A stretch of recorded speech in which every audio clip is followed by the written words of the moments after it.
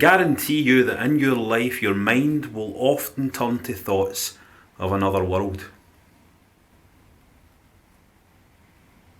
That might be the afterlife, some concept of an afterlife, or some alien vistas that, in some romantic sense, you dream you will one day gaze upon. It might just be some kind of parallel dimension where you've made different choices, have gone different directions. What would that other me be like? What would that world be like? You'll think of this stuff. I promise you this. And more often than you would believe. Computer games are great for visiting other worlds, for illuminating the corners of your mind with flames lit by others in the dark. Games are good for that.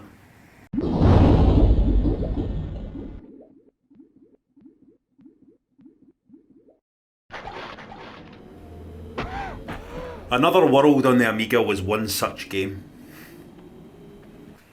This place was so alien, so strange. When I was a little guy, I had no idea. Nothing was spoon-fed to me. My hand was not held. I was just in a mysterious place with mysterious creatures, mysterious sounds, mysterious images. And I had to piece it all together in my head. And that felt like travel. And this is the important thing, because in life, as short as it is, the limitations that you will have thrust upon you, you will not travel as much as you would like. You simply will not travel as much as you would like or hope.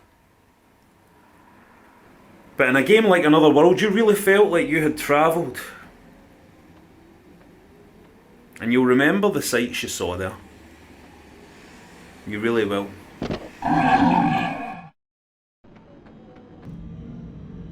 The game was criticised by some, judged as a game. Judged as a game when really sometimes games need to be judged as other things. Sometimes games need to be judged as art, or as travel, as experience. If we judge them only as games, then we're only playing with toys, aren't we? And there's nothing wrong with that. I love toys. But games mean more than that. Games mean much more than that. And for me, Another World, and it was called, I believe, in some places and in some later releases, it was called Out of This World.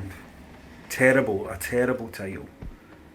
Because this was truly another world where you would meet a stranger, a friend, Matsua. You would never understand a word they said, but when you finished that journey with him, you would cry.